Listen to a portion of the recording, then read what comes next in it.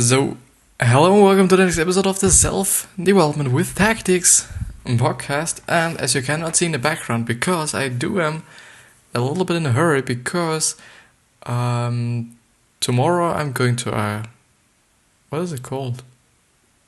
Like, it's some kind of event, and therefore I was just thinking because I do really want to put out 2 episodes a day on the weekends, because it's just better. Because, I just then get more on the weekends done than in the whole week. Because I'm just really kind of getting to my limits in the week. Or during the week, actually. But that's totally okay. You have to work for some things.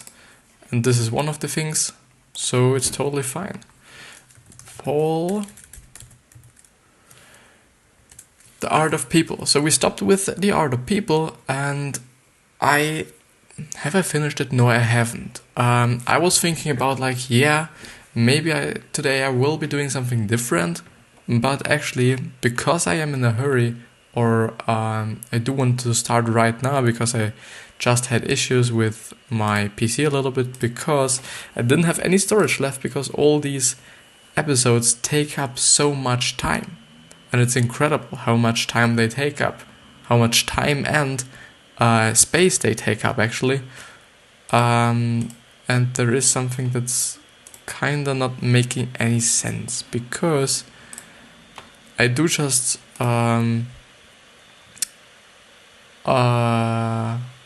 put all the video files on an external HDD or hard drive, and my PC just as before tells me you do not have any space, which doesn't make any sense, but and it turns up so fucking a lot.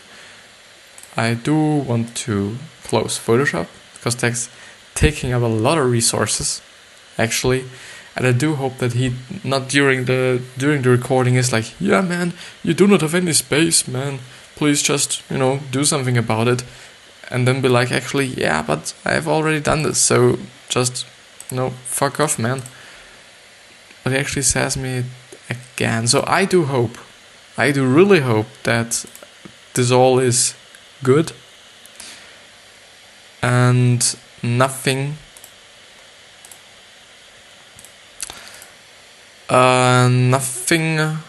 will just explode or anything. I'll just start. I do want to start right now. I'm not gonna meeting people with Red Dead advisors, hiring and firing with definitely Red Dead, blowing people off, learning how to read other people, listen with your eyes, and this is, I think, the first meetings we have been gone through. This one, always be you and be vulnerable. This is the one we have stopped. So, always be you and be vulnerable. Always be you is definitely a great advice, because I think, especially in terms of connecting with people, just having something to do with people, you would just, kind of shoot yourself in the knee for just being another person, because you can't hold this up. You can't be just acting like another person for someone your whole time long. It doesn't work, and it won't work. And just if this person then certainly, which would then make sense, just likes the person you just act to be, they will definitely not like you, or maybe not like you, if you are the person you normally are. So it would just be a lot of stress for you in the now and in the future as well, and especially in the future. So just be you, and try to do the best with being you. There are so many peoples, and I think if you're just you, but you just keep attention to what the author of this article and the author of the book itself had told us in the last 2 episodes, you will definitely make a little bit better connections with people, or maybe a little bit easier with people, because and being vulnerable is actually a fucking great advice. Also in terms of presentations, as we gone through the TED Talk summary 3 episodes ago. So for me, in terms of making yourself vulnerable, it all kind of jumps some pictures of body language into my mind. What I'm thinking about is like, if you just put out your chest and put your arms or shoulders a little bit behind, and you let your arms be open as you would hug someone, you make yourself vulnerable. And this is exactly the same thing and the same approach I had in the last episode. You then just make yourself vulnerable. Why? Because you have, you do not have your arms around yourself, so kind of crossed or something, which then would mean that you protect your organs or certain areas that are just really sensitive. Which then means if you just, act like you're hugging someone all the time, everybody could potentially attack you, which makes you, of course, vulnerable in, really early days. But yeah, so almost everyone now has an online presence, and Kern emphasizes the importance of being as authentically you when you are online as you are in real life. And this is always kind of a funny thing, so funny as I'm looking today. If you just see people who just act like they've made something, or they just, are so successful and whatever. So often I just think like, no, man, you shouldn't be doing this, but actually I shouldn't care. I just, keep attention to myself and put energy into myself and put energy into learning people that I actually admire, which is actually modeling. And this is actually what I've learned yesterday, is what Tony Robbins was doing in his really early days and still does in terms of another way, but he still does it. So what the modeling is just, looking at somebody you admire and or somebody you want to learn something from, which then means that they're just pretty good at what they're doing, maybe in marketing, maybe in sales, maybe in being a businessman, maybe in, I don't know, there's so a lot of things. But modeling then means to just act like you are them. So just kinda mirror them in some certain ways, so that you can actually just pretty much listen to them, of course, see what they are doing and do the same, how they are thinking and think the same, and all these other steps. So I could, if I do not forget it, I will then just put up a site where I read it today, or it was today, because I was like, it is quite interesting, and it totally makes sense, because if somebody's already just so fucking successful in an area, you would be kind of dumb to not learn something from him or her. It always depends, especially, and it's always like the thing, because we're all individuals, it always depends on if you just admire people, some other people, or if you just actually just some kind of give a shit about somebody's opinion or actually somebody's life. If it's just somebody like Gary Vee, might be the best example. He seems to be like, he's doing his own shit, and he tries to put up his own shit. So he, at my point of view, or I think, or I assume, I do not totally know, that he would quite never be something or be doing something like modeling, because it's not how I would assume that he would do it, but Tony Robbins did, and it is a good approach, and it's also just kind of great for you to do it as well, because it just saves up a lot of time. You have to think it like, so this person is in the business for 50, 60, 70, 40, 80 years, and they achieved this and that, and they've learned this and that. And if you just do what they're doing all the time, you'll learn what they have potentially learned, or you potentially learn what they have learned, and you do what they have done for a decade or 7 decades or whatever, in a pretty short amount of time. So at the end, you're just saving a lot of time, which is always a good thing, and especially in today's environment, it's pretty easy to do that, because you can actually surround yourself with these certain people most of the time. If you just really want to kind of hang around with Tom Ford, actually Tom Ford, if you're into fashion and perfumery, and these things, but I meant Henry Ford, it might be a little bit complicated because, yeah, unfortunately he's dead, I think. So, but yeah.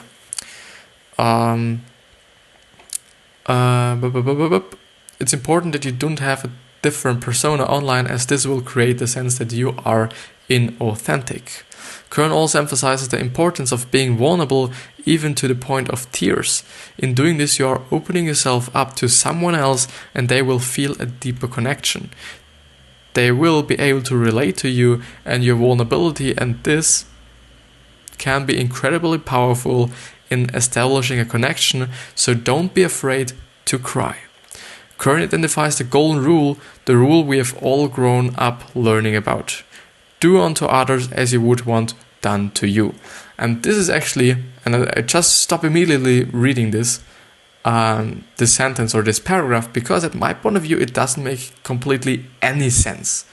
Nothing. There's nothing, about this one that would be a good advice at my point of view. Yeah, maybe some kind of things. But the thing is, it's also the kind of the same thing in marketing. Why would you put out stuff that you like? And the first rule of creating this content is that it's helping you and you like it. Why would you do that? And why wouldn't you just be like, yeah, I'll create content for my target audience, because these are the people who actually need and want my content. And then it would be just so fucking dumb to make something just because you like it, or just put something out because just you like it and you just look at yourself. It wouldn't make any sense. And up to I think 2 weeks ago, I was like, yeah, that's I haven't been thinking about this quote a lot because I just kind of forgotten it, but if I just remembered it, I would be like, yeah, there's some kind of behind it, and yeah, it's kind of true. The thing is, there is something you can say which is generally or commonly speaking kind of right. What I want to say is that people do not want to get hit, and I assume that you do not want to get hit, and such things. So such things that are just common sense, but in terms of just producing content or actually speaking with people and interacting with people, because if you really want to be hugged and you hug somebody, the chances there that she or he doesn't really want to be hugged. A lot of people do not want this. They just, want to shake your hands, or, I don't know, kiss, have a kiss on the cheek or whatever, but they do not want to be hugged. And you just do it because you assume that they want it because you want it. But yeah, I just just had to say this, and I actually wanted to say this today anyways. And before I was actually reading this fucking paragraph, I was thinking like, yeah, I do really have to kind of say this today, because it is important, and I think it's actually, I quite don't get it, but I hope that he kind of says the same thing. But let's see, where did I stop? This is something we've all heard before and been told countless times. However, Kern explained that there is a fundamental weakness with this rule, and that is that everyone is different. Just exactly what I was talking about. In a certain situation, you may want to be treated one way, but someone else requires a very different treatment. And it's also the same approach with, learning, for example, in school especially. Some people can't learn in school. Some people can learn in school. Some learn with reading, some learn with listening, some learn with osmosis. There are so many different individuals on this fucking planet, and yeah, just taking yourself as an example for everyone you would be an idiot, kinda. But someone else required treatment. Context is so important as is understanding people. So Kern encourages we'll live by a slightly altered version of the rule: do unto others as they would want done to them. Actually true, and I like this version way fucking more better, because it's actually true and it makes sense. And I hope you just kind of get it what I meant before. So focus on influencing people. This is actually something I've been quite looking up today because I'm pretty interested in it, and I think that there are just, a lot of people who were just very influential in the past few years, or years in terms of 1,000 years, 100,000 years. The actual thing is, I typed it in, and the first person was Muhammad, which is the prophet of the, I don't know, so do not get me wrong if I say something wrong, which is some kind of the prophet of the Muslim religion. And then there was Jesus, which were several, places behind him. So Muhammad was the first one. And then I think the actually two one, which some kind of, I don't know, which was a little bit confusing for me. It was actually Isaac Newton, I think. And then there was Albert Einstein, and all these great people. But yeah, so Kern explains that you really want to be influential. Yeah, I really want to be. But the thing is, at my point of view, to be very influential in terms of me, so in terms of social media and in terms of an online presence, you actually do just really exactly have to know what your target audience is like. So what do they like? What do they want to do?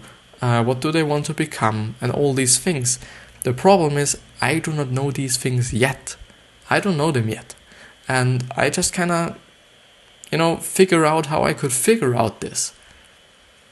I don't even know, because as I was telling you in a lot of episodes before, it's quite hard to do it in terms of social media, because in my niche, so the self-development, information, success, business, this niche, it's first of all, there are so much fucking many people in this kind of niche, and second of all, there are just a lot of people that are just shit in terms of how they act, because it's most of the time just some kind of network in the background.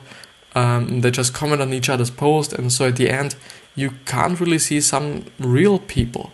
The thing is, I could go through every single like and every single account if there is somebody who is following this and that person, to just figure out if he might actually or she might actually be interested in my content as well. I could do this, but so there are ways which are, but most of the time, just really fucking time consuming. What's problematically for me, because time is very, very first of all important, second of all, some kind of, is it precious? It has a pretty high price for me. So the first one is, don't use the phrase I have an idea, never use the word I. Might be a little bit hard to do and difficult to do, actually, because if you just are influential, often you can just assume, which is definitely not the thing that I am.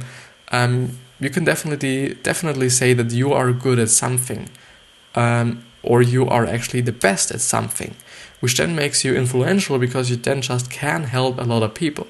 And this is actually something that I was reading about today in some articles, because I really try not to actively learn things besides doing these episodes and doing these videos and doing this podcast series, so that I can just, add more value and more value and more value, and to get a lot more out for me, out of my time, and so on. So it's just some kind of circle which just begins with me and kind of ends with me, some sort of. What I want to say is that if you're just influential because you are the best at something, you just sometimes have to use the word I. You just say, I do this and that because it helped me in this and that way. And then people may be like, I'll do this as well because it worked for him and he is just, really good at this task, so I'll do it as well. But the second one is, rather you should subtly push the other person in the direction of your idea and the results. Don't be explicit, let them fill in the gaps. Actually kind of true, because the thing is, which is actually standing in or written down in How to Win Friends and Influence People by Dale Carnegie, my pretty much go-to book when I just, talk about things. I think it was actually the most influential book in my entire life I've been going through, just as easy as it is, because it's so fucking good, and there is so fucking good information in it, which I think everybody should first of all read, and everybody just needs, because they are so good. So fucking good. But yeah, so let them fill the gaps. The thing is with people always like to just achieve something themselves, create something themselves, and this is actually, if you have been going through some podcast episodes, I've been talking about this one quite often now. So people like to just create something themselves. He in his book actually just told a story about a boss and his employee. And the thing was, they both had a meeting, and at one meeting, so at the end there were two meetings. At the first meeting, the employee was like, yeah, I do have an idea to do this and that and whatever. So the thing is, nobody was quite like, yeah, it is a good idea or it's a bad idea. It's, nobody said quite anything as I remember it. Just even if I do not remember it exactly, the result of it is just the same. So you will get the same value out of it, the same inspiration out of it. And the thing is, in the first, or not in the first, but in the second meeting, the boss actually had the fucking same idea and told them, maybe his boss or whatever, and everybody was kind of, just really excited about this idea and was like, yeah, this is a good idea, thank you for bringing this in, and whatever. And the thing is, this employee could have said something. She or he, I think it was actually she could have said like, yeah, this was actually my idea. You've stolen it from me, or, I just had it before. I don't know. The thing is, she didn't. Because, having this fucking feeling of just, having this idea yourself, or just creating something themselves, or just achieving something themselves, is what people actually like and need and want. So, it's actually good to just, give them just some kind of framework, and then let them fill out all the gaps, or fill in all the gaps. The third one is, you could try explaining the opposite of what you are after. Identify the issue of this option, and hopefully the other person will find your ideas as the solution. So you could try explaining the opposite of what you are after. Identify the issues of this option, and hopefully the other person will find your idea as the solution.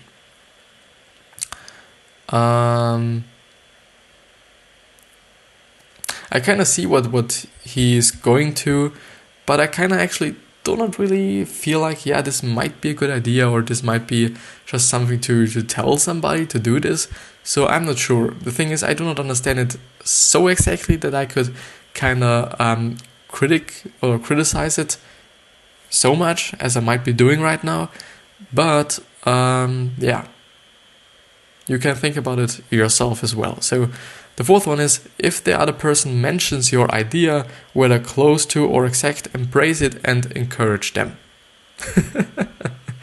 So basically just the story I told you. Just do not be like, this was my idea and not yours. It was mine, and especially not in front of people, because I think this is really the fucking framework where just people really get either down or just really happy. First of all, praising somebody in front of other people and in front of maybe authorities and so on will just push their fucking ego so fucking high. It's just enormous. And it makes sense because just, everybody listens to it and everybody hears it, and so it's just great for them. But it's also the other way around. So if you just then fuck about somebody and just be like, this was my idea, you're a fucking piece of shit, and so on, maybe a lot of people might be laughing, or just this person will feel so embarrassed because so much people heard it, and so it's not like between two persons, but between just 40, 50, 60 persons. Yeah. The fifth one is, you can suggest alternations to their idea when it's not quite what you wanted. Suggest that their idea was a great starting point, but have the consideration or they considered a few ways to make it better. Yeah, and always in a gentle way. So if you're actually a leader and or a boss, it is always good to just say, could you please do this? Or could you please just change this? Or could you please just, open me the door, and not be like, open the door, or just do this now, or whatever. It's always important to be just nice, and a leader and a boss should be nice. A boss, and this is actually some kind of stereotypical kind of thing, that all bosses are just pieces of shit, which is some kind of not true.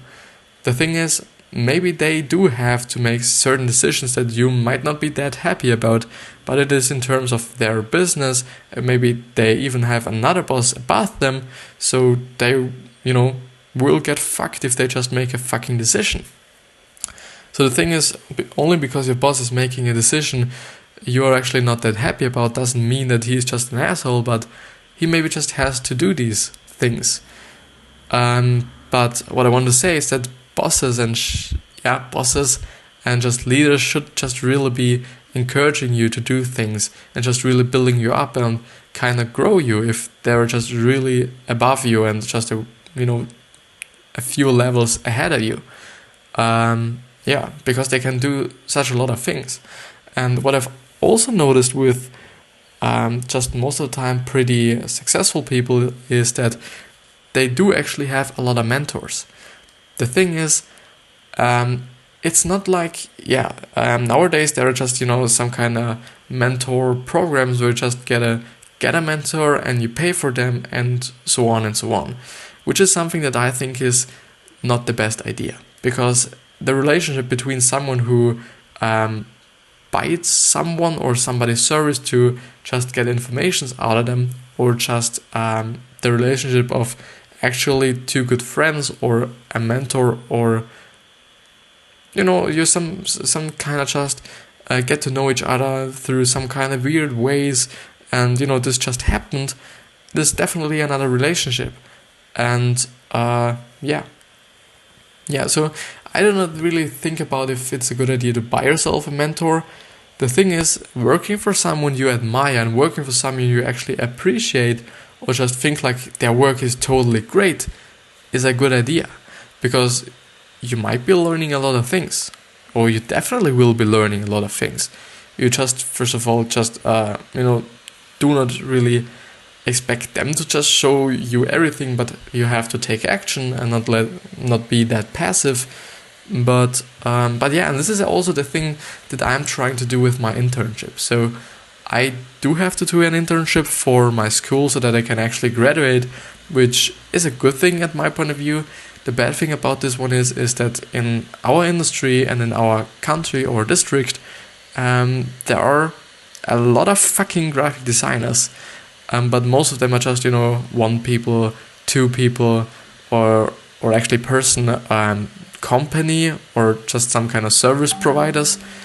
And then it's like, they do not have the resources to actually kind of employ you, and actually they do not want to often, and they do not even reply to your emails, and so on. So it's just pretty hard or tough to get a place where you can just have your internship, and then just really to learn something, and really to actually then also maybe get some kind of money, because working for a month for free, especially if you do not learn anything or not that much as you hoped you would, will just then totally fuck you. Therefore, I'm really trying to, first of all, apply very, very soon, because the last years I was quite late, and so a lot of people just had some internships already, and so it was quite difficult for me to get one. I did get one, and it was quite okay. The thing is, I had the experience, and I think it's great that I have the experience of not being in a place that might not. Yeah, I do not know. It's quite hard to tell if I liked it or not, because the thing is, I don't, want to shit about somebody else's business with somebody else. So this is something I do not really want to do. And but the thing is, I got my experience, but I didn't learn too much. Yeah, it was kind of boring as well, but I was listening to Rich Dad Poor Dad actually while I was working, which is the good thing about graphic designers, because then you can actually just, people just understand that you are listening to music or listening to whatever, because it's just the creative industry and people understand you and you as an individual as well. But storytelling is so important, so fucking important, and actually a pretty good thing. Let's see what the author thinks about it. So Kern explains that you really need to avoid the sales pitch. Everyone can sense a sales pitch a mile away, and nobody likes being sold to.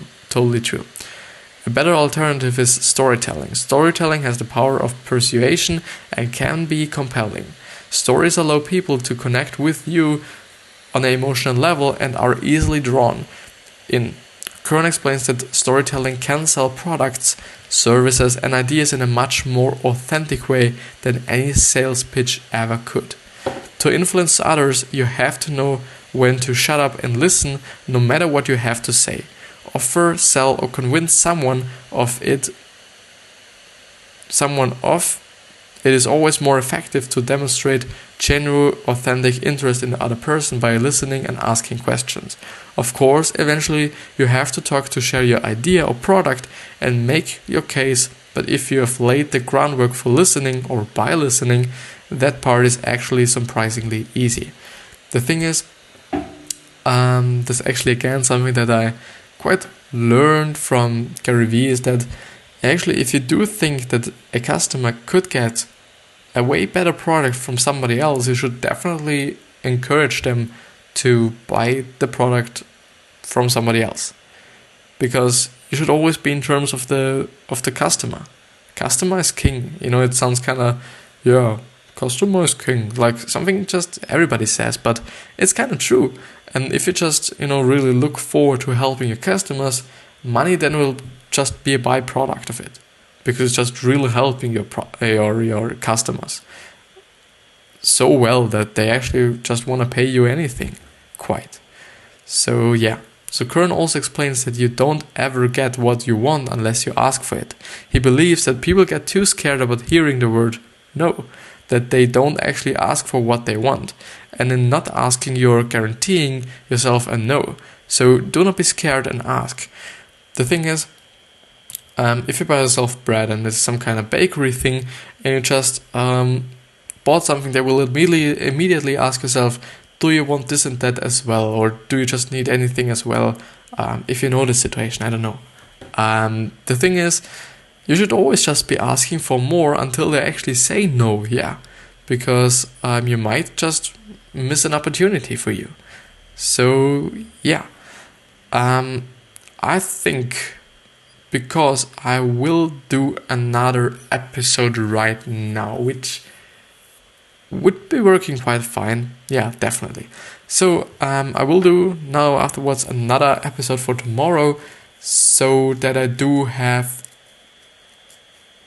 2 episodes tomorrow, because I then will just record the other one tomorrow, so that I can just save quite a lot of time through this, and to have a lot of options tomorrow in terms of time management and how I do things, and if I do this and or that and both things and whatever. So I really thank you for being with me, and I hope you just get something out of it, some kind of value, and you enjoyed it as well, which is a great part of all these things and all these podcasts, is just enjoying them. Because if you do not enjoy something, learning it or learning something is actually not that easy and not that enjoyable, I think. So I wish you a wonderful day, and I wish you so much happiness, and I see you the next time. I love you.